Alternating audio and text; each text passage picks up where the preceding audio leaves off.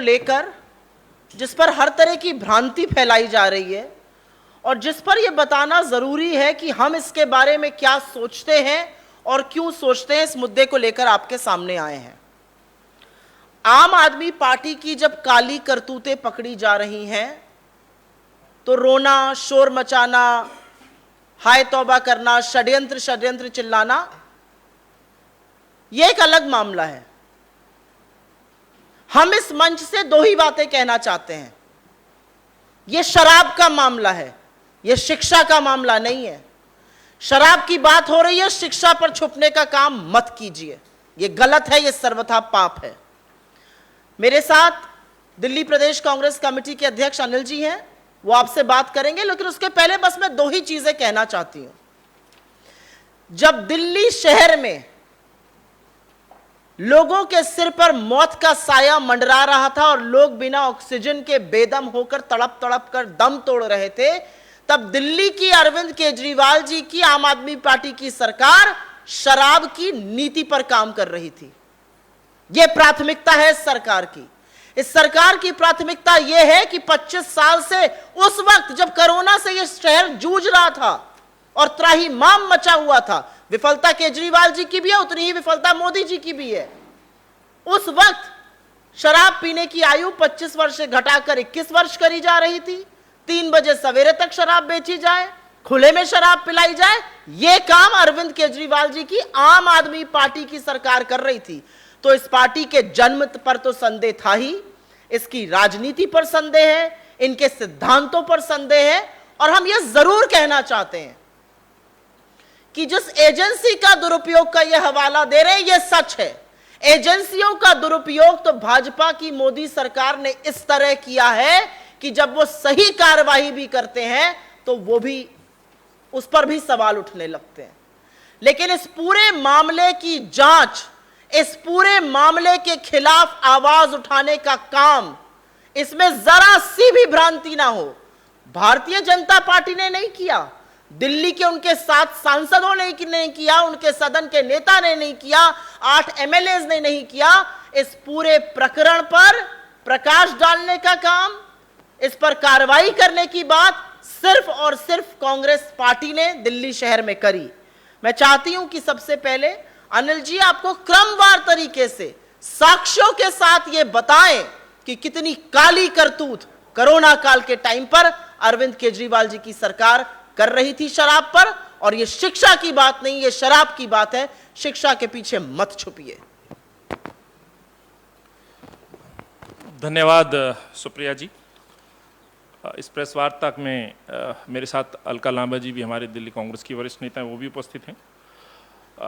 सुप्रिया जी ने बड़े विस्तार से बात रखी है और इस आबाकारी नीति को लेकर के जिस तरह से भ्रम फैलाया जा रहा है दिल्ली के अंदर, भाजपा जिस तरह से ये दिखाने की कोशिश कर रही है कि भाजपा के सूरवीरों ने ये लड़ाई जीती है, तो मैं ये कहना चाहता हूँ, ये इस शराब नीति के खिलाफ यदि किसी ने जन आंदोलन किया, किसी ने आवाज़ उठाई और किसी ने इस भ्रष्टाचार को उजागर किया, तो कांग्रेस पार्टी और कांग्रेस के कार्यकर्ता थे। और वो आम जनमानस और वो महिला शक्ति थी जो इसका लगातार विरोध कर रही थी, क्योंकि इस शहर को शराब माफियाओं को बेचा गया था। इस शहर की जो पहचान शीला जी ने खूबसूरत शहर की बनाई थी, उस शहर की जो पहचान है वो देश के नशे की राजधानी के रूप में बनने लगी। और ये इससे बड़ा प्रमाण नहीं हो सकता है।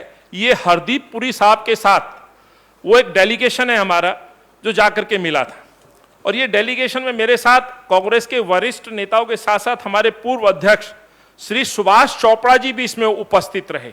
और यहाँ बड़े विस्तार से हमने इस शराब नीति को लेकर के जो खामियां हैं, हालांकि खामियां बहुत सारी हैं, अलग अलग विषय पर हमने अलग अलग विभाग में जाकर के इसको उजागर किया। और ये ट्वीट ये प्रमाण है इस बात का कि हमने मिलने के तदुपरांत इस बात को पब्लिक डोमेन में भी डाला कि हरदीप पुरी साहब से हमने आग्रह किया है कि इस पॉलिसी के तहत जो नॉन कन्फर्मिंग एरिया है वहाँ शराब की जो दुकान खोलने का जो खेल खेला जा रहा है भाजपा के पार्षद या भाजपा शासित नगर निगम के द्वारा, और कानून की जो धज्जियां उड़ाई जा रही हैं उसको ताक पर रख करके जिस तरह से लाइसेंस खोलने का सर्टिफिकेट बांटे गए हैं, तो हमने ये आग्रह किया कि आप उसको रोकने का काम करें। बजाय रोकने के दिल्ली शहर के अंदर शराब की दुकानें खुलती रही, भाजपा के लोग मौन बने रहे, लेकिन ये लड़ाई हम सड़क से लेकर के विभागों तक लड़ते रहे। ये एक उसका और दूसरा प्रमाण मैं दे रहा हूं। 3/6/2022 को हम दिल्ली पुलिस कमिश्नर राकेश अस्थाना साहब के यहां जाते हैं और विस्तार से हम ये वो उन बिंदुओं पर उनका ध्यान आकर्षित करते हैं, किस तरह से शराब माफियाओं ने मिलकर शराब नीति पे काम किया, फायदा लिया, दिल्ली को लूटने का काम किया। क्या क्या बिंदु थे? कार्टेल था, जो एक समूह बना करके दिल्ली की शराब की दुकानें ली गई। ये वो कॉपी है जिसके बिहाफ पर आज ईओडब्ल्यू जांच कर रहा है। ये दूसरा प्रमाण। तीसरा प्रमाण, इस शहर को बचाने के लिए, मुख्यमंत्री को समझाने के लिए मुख्यमंत्री जी के पूर्व गुरु रहे अन्ना हजारे जी तक हम पहुंचे। अन्ना हजारे जी को भी मैं 13 फरवरी 2022 को चिट्ठी लिखता हूं। अन्ना हजारे जी से यह आग्रह करता हूं कि अपने इस प्रिय शिष्य को समझाएं। जिस शहर की पहचान शीलाजी ने और कांग्रेस ने बनाई, विश्व के अंदर जिस शहर को नाम पहुंचाया, विकास का, डेवलपमेंट का, फ्लाईओवर सिटी का, सुंदर शहर का, उस शहर को उजाड़ने का काम अरविंद केजरीवाल कर रहे हैं। लेकिन ये तानाशाही मुख्यमंत्री नहीं माना।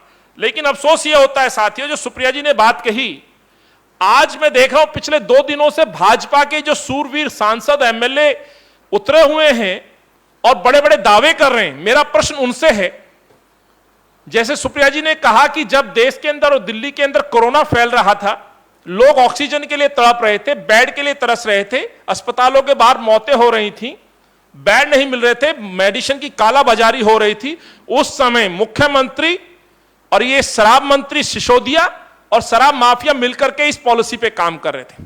इसकी भनक लगते ही हम तो सड़क पे उतरे, लेकिन भाजपा के ये 8 एमएलए विधानसभा के अंदर मौन क्यों थे? भाजपा के 7 सांसद, आज मनोज तिवारी जी को देख रहा हूं, परवेश वर्मा जी को मैं देख रहा हूं, हर्षवर्धन जी को मैं देख रहा हूं, रमेश विधुड़ी जी को मैं देख रहा हूं, और तो और हिमाचल से आए हुए अनुराग ठाकुर को मैं देख रहा हूं।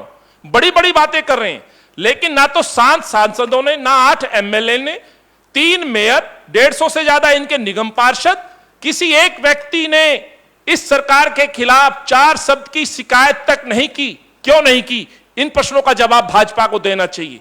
शायद भाजपा इन प्रश्नों के जवाब ना दे, क्योंकि जब खुद ये लोग इसमें सम्मिलित हों तो जवाब किस बात का दे सकते हैं? क्योंकि इस साजिशकर्ता में भाजपा के इनके नेता भी मिले हुए हैं, भाजपा की पार्टी खुद मिली हुई है।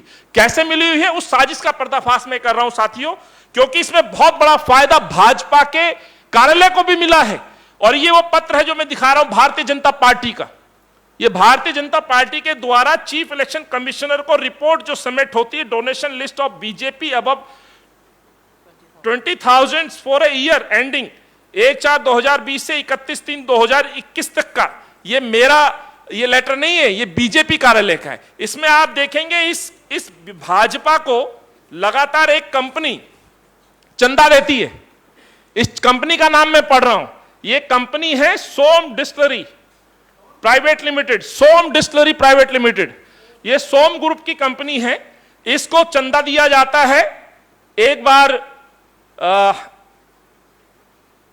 1 करोड़ रुपए का 25/8 को, फिर 30/10/2020 को फिर 50 लाख रुपए दिए जाते हैं, फिर 21/12/2020 को फिर 50 लाख रुपए दिए जाते हैं।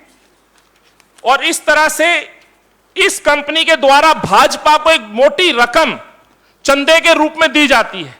और ये जो सोम ग्रुप है, ये मध्य प्रदेश का ब्लैक लिस्टेड ग्रुप है।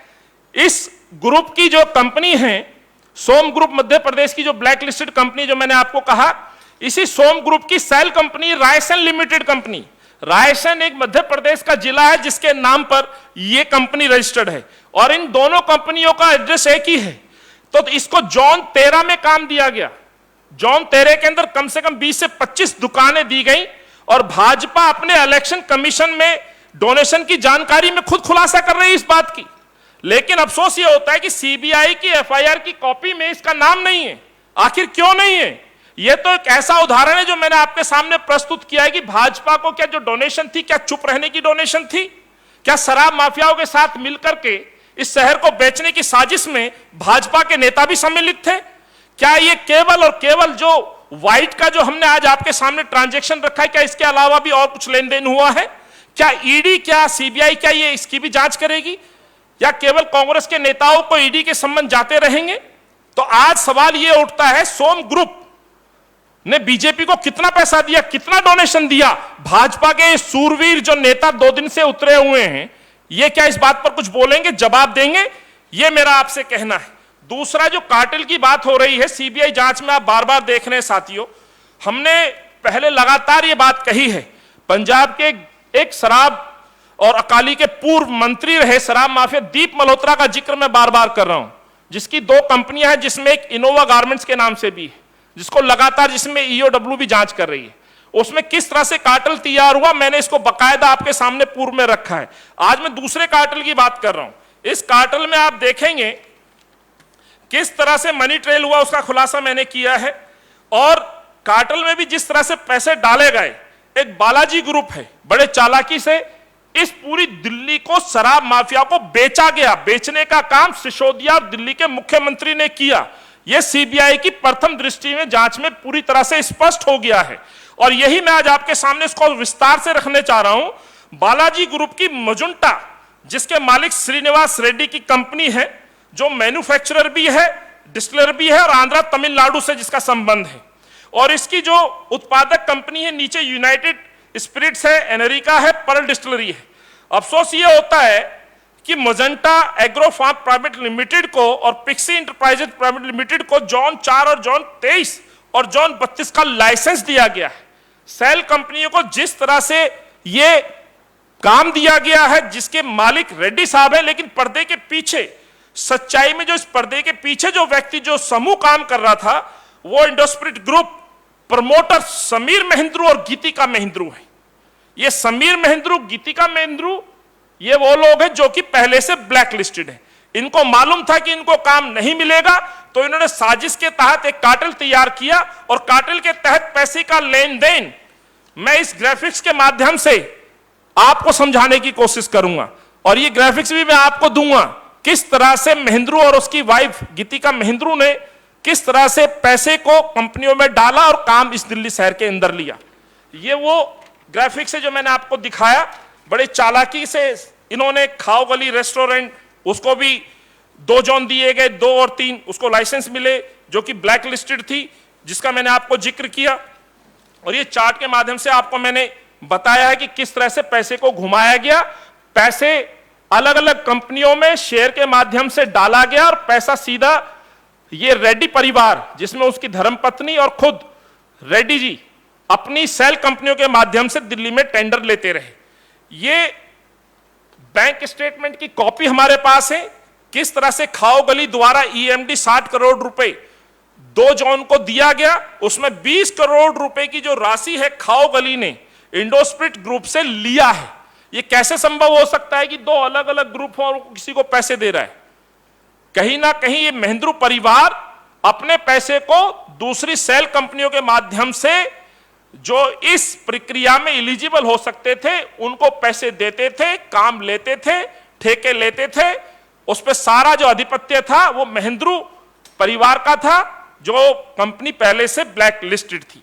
तो साथियों, ये चेक की जानकारी हमारे पास पूरी है। जैनब ट्रेडिंग प्राइवेट लिमिटेड ने, जो बालाजी ग्रुप से जुड़ी कंपनी है, उनको 25 करोड़ रुपए की एएमडी राशि भी इनके द्वारा दी गई।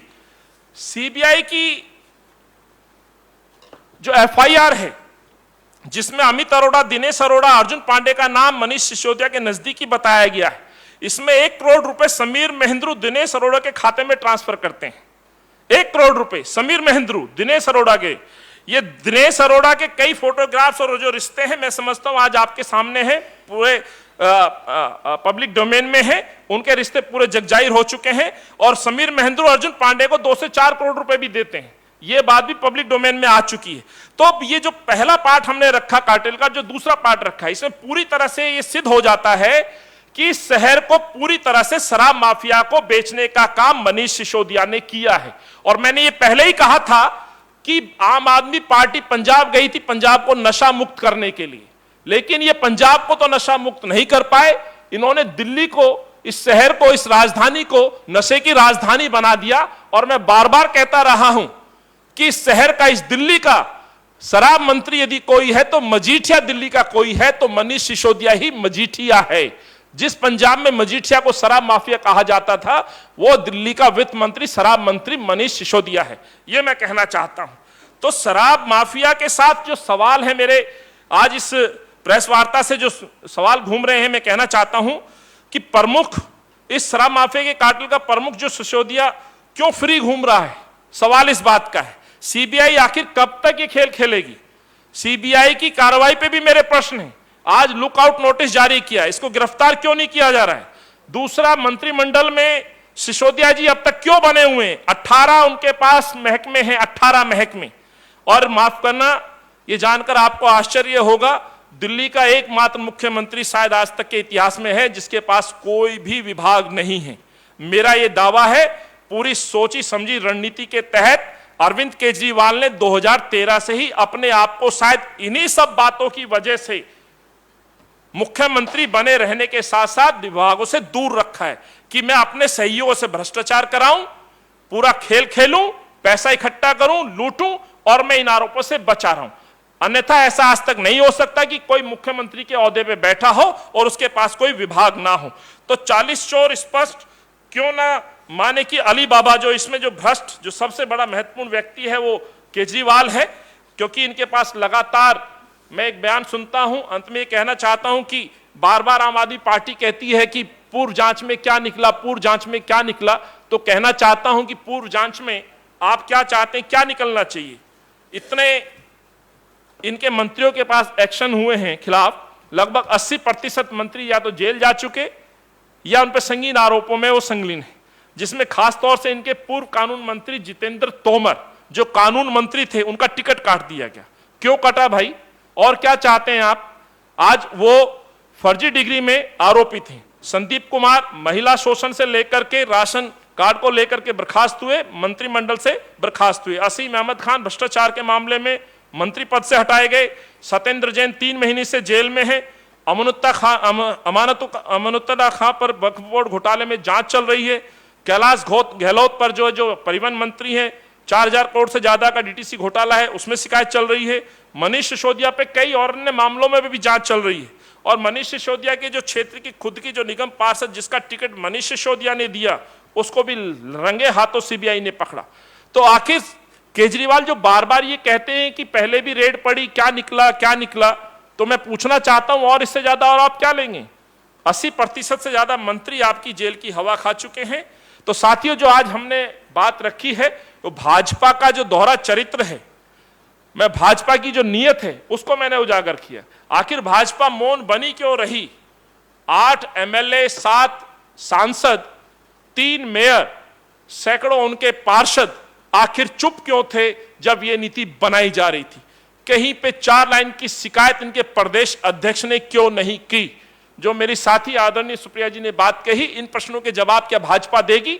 भाजपा के अकाउंट में जो चंदा गया है, जो कंपनी जो मध्य प्रदेश की जो ब्लैक लिस्टेड कंपनी है, क्या उस पर आज ये इनके सूरवीर नेता आकर के कुछ बयान देंगे?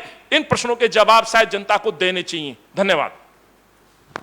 बहुत बहुत धन्यवाद अनिल जी। इससे पहले कि मैं अलका जी से कुछ शब्द कहने को कहूं, एक बात पूरी तरह से साफ है कि इस मुद्दे को लगातार हम उठा रहे थे और यह भी साफ है कि भाजपा की तरह हम आर के मूर्खतापूर्ण पेपर नहीं दिखाएंगे किसी के नाम की स्पेलिंग बदलने का, लेकिन हम आपको साक्ष्य और तथ्य दिखा रहे हैं कि कैसे भाजपा और आम आदमी पार्टी दोनों के हाथ इस लिकर स्कैम में सने हुए हैं।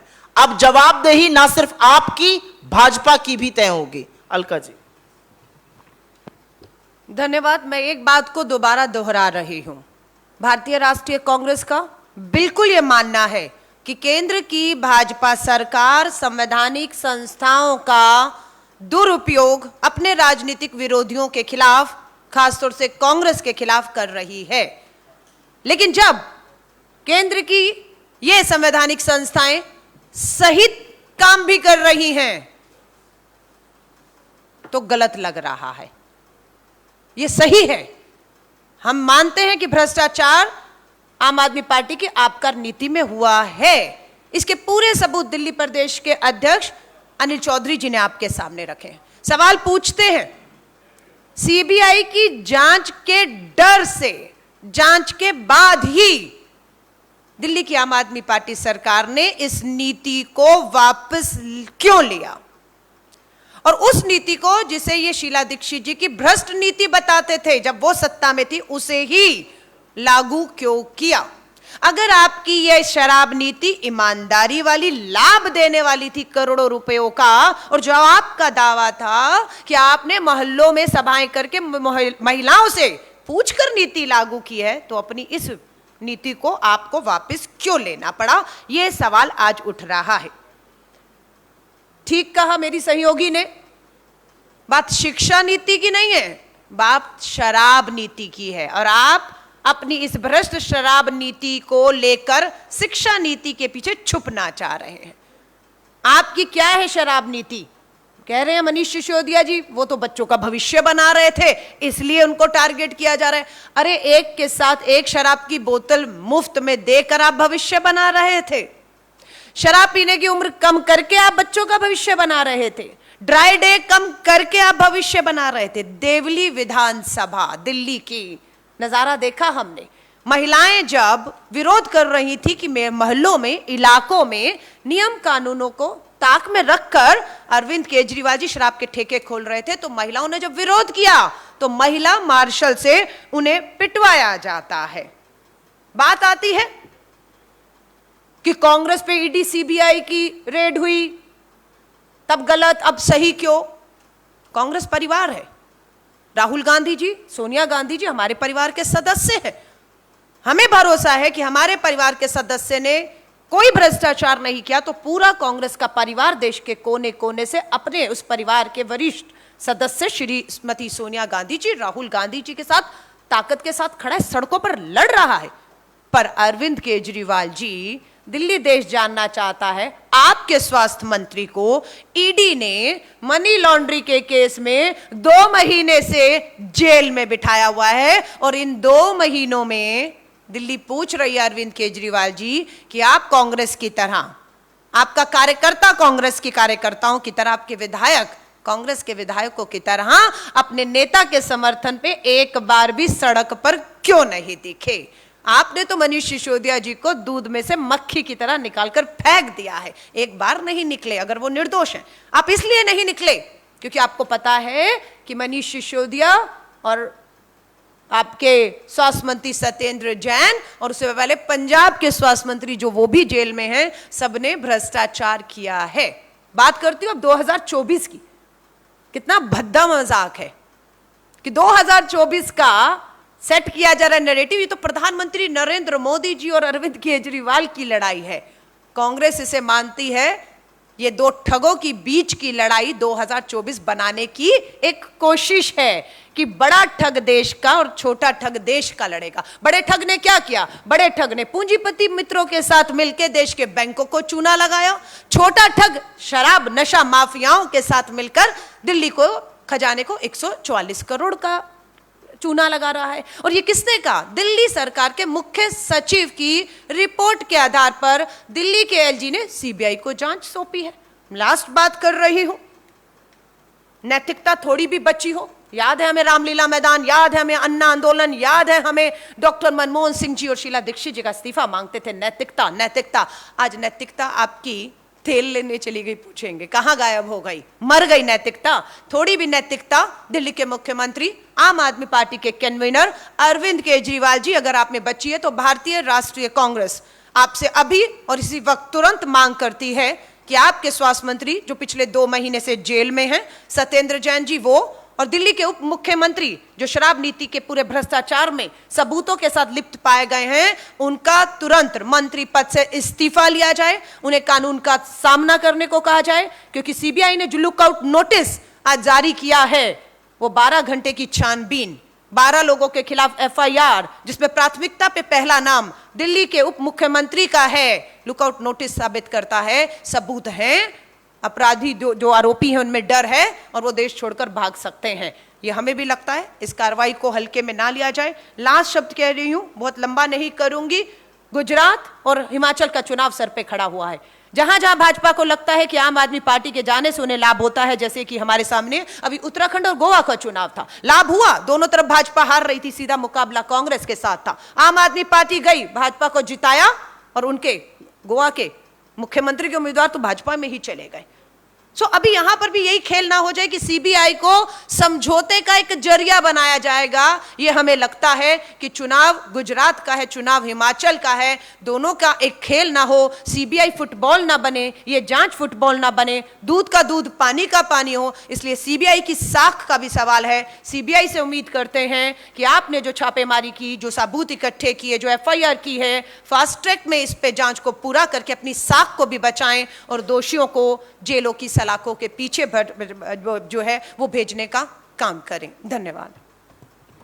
बहुत बहुत धन्यवाद अलका जी। और इससे पहले कि हम लोग आपके डायरेक्ट सवाल लें, अनिल जी ने एक बात कहने को कहा है और मुझे लगता है ये बात कहनी जरूरी है।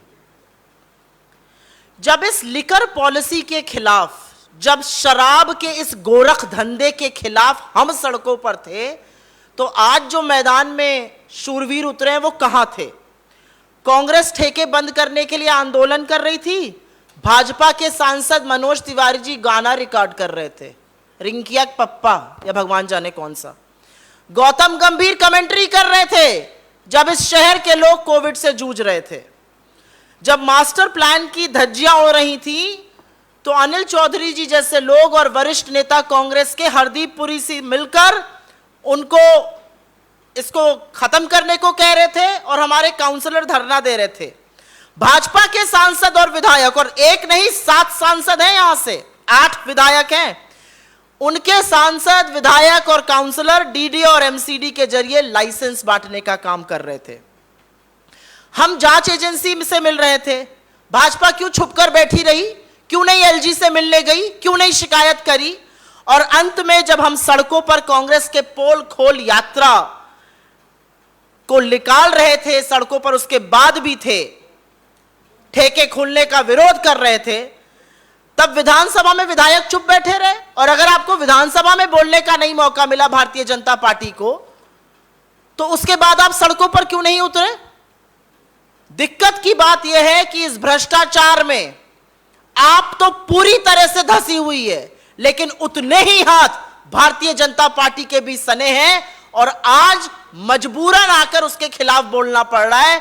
अनिल जी ने आपको तमामों साक्ष्य दिए हैं जिससे पता चलता है कि जिन कंपनियों को आवंटन किया जा रहा था वो बैंड थी और भाजपा की डोनर्स थी। मुझे लगता है इस देश को कुछ तथ्य जानने जरूरी हैं। आपके सवालों का स्वागत है। सुओ मोटो पहले इस पर अगर सवाल है तो जी।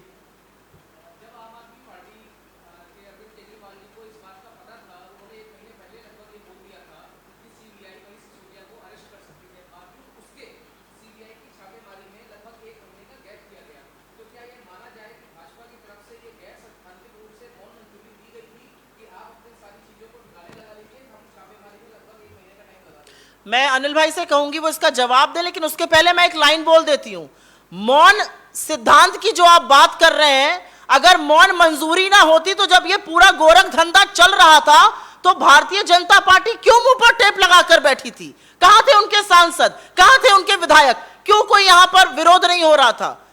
असलियत यह है, ना एलजी से मिले, ना हरदीप पुरी से मिले, ना इनके सांसदों ने कोई प्रदर्शन किया, ना विधायकों ने इसके खिलाफ चू तक करी।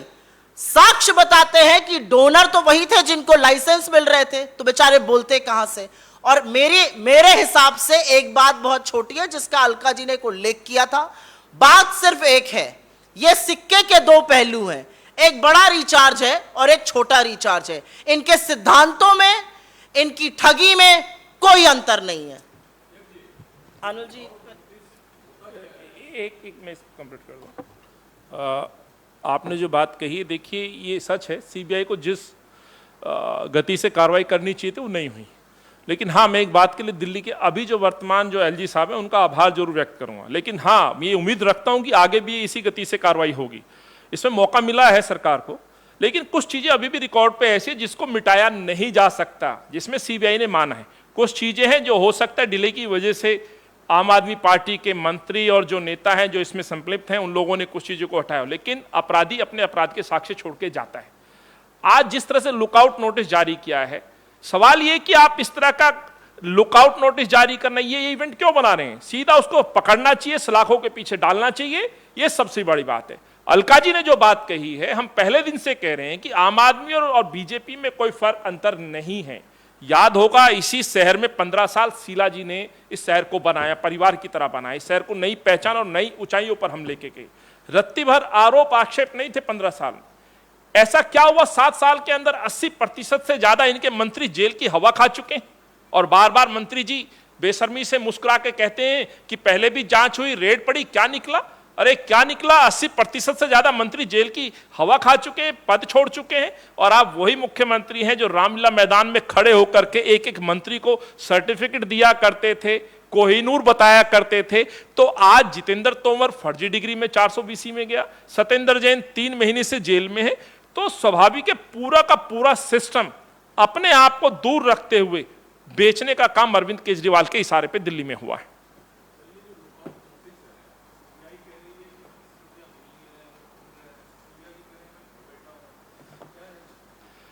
प्रश्न तो यही उठता है, सीबीआई जिस गति से, और जैसे मैंने आज एक नाम सोम इंडस्ट्री का दिया है, ये नाम कैसे बच गया? तो सीबीआई की कहीं ना कहीं प्रणाली पे भी थोड़ा प्रश्न संशय खड़ा हो रहा है। आखिर आप क्यों स्पेस दे रहे हैं? आप क्या इवेंट बनाना चाह रहे हैं? यहां दूध का दूध, पानी का पानी की कहानी तो सुनिए, लेकिन शराब का मामला है तो शराब और पानी भी अलग होना चाहिए। यदि वाकई अरविंद केजरीवाल और उनके शराब मंत्री बिल्कुल पाक साफ और बिल्कुल प्योर पवित्र जल हैं, तो अलग होकर दिखाइए ना, जांच में भागीदार बनिए और पुलिस और सीबीआई उनको पकड़े। जांच आगे बढ़नी चाहिए, पद से हटना चाहिए, इस्तीफा देना चाहिए। हम तो ये बार बार बोल रहे हैं, अभी बहुत सारे ऐसे खिलाड़ी हैं इस खेल के जो अभी तक इस एफआईआर से बाहर हैं। हालांकि सीबीआई ने अंतिम उसमें कहा है कि हम और लोगों के नाम ऐड करेंगे, लेकिन मैं साफ तौर पे स्पष्ट, और ये मैं पत्र और ये सारी जानकारियां सीबीआई को और एलजी साहब को देने जा रहा हूं आज, ये मैं उनको भेजूंगा। और कल फिर हम दूसरे चरण में फिर एक नया एक्सपोज करने जा रहे हैं। कुछ नाम और मैं आपके सामने रखूंगा, किस तरह से इस शहर को बेचने का काम अरविंद के इशारे पे शराब मंत्री मनीष सिसोदिया ने किया है।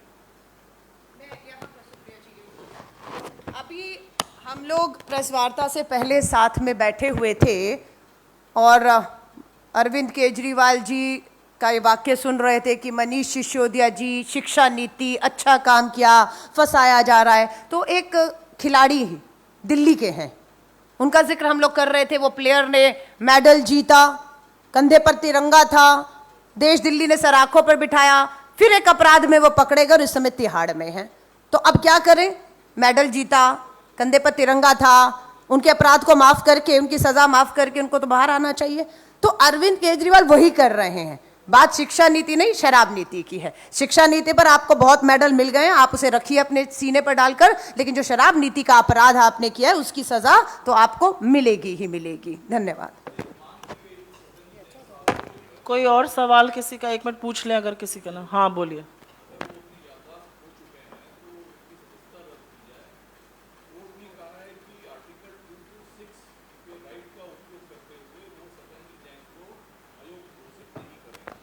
देखिए ऐसा है कि अगर आपके ऊपर एक चार्ज लगा है, आपको सवालों के जवाब देने पड़ेंगे।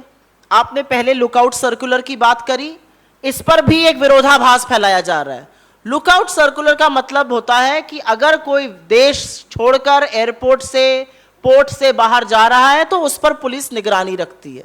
उसका मतलब यह नहीं होता है कि सीबीआई अरेस्ट करने के लिए। लुकआउट सर्कुलर का मतलब होता है व्यक्ति देश छोड़ के नहीं जा सकता, उस पर नजर रखी जाती है। मुझे ऐसा लगता है बाल की खाल निकालने की बात नहीं है। हम लोगों ने बहुत सारे साक्ष्य और तथ्य आपके सामने रखे हैं जिससे पूरी तरह से साफ है कि दोनों चोर चोर मौसेरे भाई एक ही साथ ये दंगल कर रहे थे। अब एक साहब पकड़ लिए गए तो दूसरे साहब आकर वहां पर शूरवीर बन रहे हैं। पहले तो भारतीय जनता पार्टी इस बात का जवाब दे कि इस डोनर से आपका क्या संबंध था, और आम आदमी पार्टी के सामने तो सवालों की लड़ी लगी हुई है। धन्यवाद। अगर कोई और सवाल ना हो। जी जी।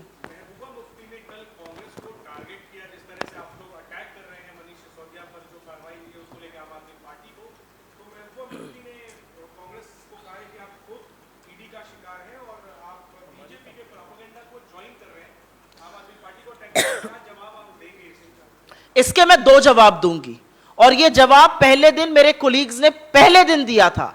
जब एजेंसियों का बेतहाशा, अंधाधुंध, बेधड़क, बेलगाम दुरुपयोग होता है, तो जब एजेंसियां सही जांच भी करती हैं तो सवाल खड़े हो जाते हैं। पहला जवाब यह है, ये जो सारी जांच हो रही है हमारी कंप्लेन पर हो रही है। ये कंप्लेन भारतीय जनता पार्टी की या किसी और की नहीं है, ये कांग्रेस की कंप्लेन पहले दिन से थी। तो क्योंकि एजेंसियों ने हमारे खिलाफ फ्रंटल बनकर भारतीय जनता पार्टी के अपने अधिकारों का दुरुपयोग किया है, तो क्या हम किसी और के भ्रष्टाचार पर चुप हो जाएंगे? नहीं, हम चुप नहीं होंगे। दुरुपयोग करती है सरकार, दुरुपयोग किया है सरकार ने, उसके खिलाफ आवाज उठाएंगे। और मैं एक चीज जरूर कहना चाहती हूं, जब आप सांप को दूध पिलाते हैं तो वो सांप एक दिन फन खड़ा कर कर आप ही को डसता है। सारा और समूचा विपक्ष जब कांग्रेस के साथ गलत हो रहा था, जब कांग्रेस के साथ ईडी मनचाही कार्रवाई कर रही थी, निरंकुश बनी थी, सबने भर्त्सना करी थी, सिर्फ एक आम आदमी पार्टी को छोड़कर। और आज जब आपने कुछ गलत किया और आपके साथ सवाल पूछा जा रहा है, अगर आपको लगता है कि हम चुप बैठ जाएंगे ये सोचकर कि एजेंसियों ने हमारे साथ गलत किया है, भ्रष्टाचार पर कांग्रेस कोई समझौता नहीं करेगी। धन्यवाद। सॉरी, इसमें जो आपने बात कही है दुरुपयोग होता है, और मेरी साथी ने बहुत विस्तार से इस बात को आपके सामने रखा भी है, लेकिन अभी भी मुझे लगता है अब दुरुपयोग होने की इसमें गुंजाइश है। जैसे मैंने एक मध्य प्रदेश की एक ब्लैक लिस्टेड कंपनी का आपको नाम दिया है जिसने भाजपा को चंदा दिया, तो सीबीआई की लिस्ट में नाम कैसे नहीं आया एफआईआर? तो दुरुपयोग होगा, लेकिन ये एफआईआर, ये कंप्लेंट, ये संघर्ष कांग्रेस का था और इन महिलाओं का था जो दिल्ली की मेरी बहनें चौक चौराहे पे बच्चों को बस से उतर के अपने घर ले जाने का काम करती थी। उन चौक चौराहे पे जब दारू की दुकानें खुल रही थी तो कांग्रेस के नेता उनकी आवाज बन के प्रदर्शन कर रहे थे, और भाजपा और आम आदमी पार्टी के लोग पुलिस प्रोटेक्शन दिला रहे थे शराब माफिया को। तो ये तो लड़ाई कांग्रेस के कार्यकर्ताओं की थी, जो जनता की हमने जो पोल खोल यात्रा निकाली, मोहल्ले में घूमे, हर जगह हम गए। तो ये कह देना मुफ्ती मैम को मैं कहना चाहता हूँ, सिर्फ इतना कहना चाहता हूँ। दूसरा, एक जो जिस संदर्भ में वो बात कहना चाह रही हैं उसकी तुलना भ्रष्टाचार से करना, एक समाचार पत्र नेशनल हेराल्ड की तुलना, समाचार पत्र जो अंग्रेजों के खिलाफ आवाज उठाता था, क्रांतिकारी भगत सिंह जैसे हमारे योद्धाओं की जो कहानियां लिखता था, अंग्रेजों की कमियों को उजागर करता था, उस समाचार पत्र की इससे तुलना करना मैं समझता हूं ये वाजिब नहीं होगा। धन्यवाद बहुत बहुत। इस मुद्दे को प्लीज उठाइए, ये अहम मुद्दा है। Thank you.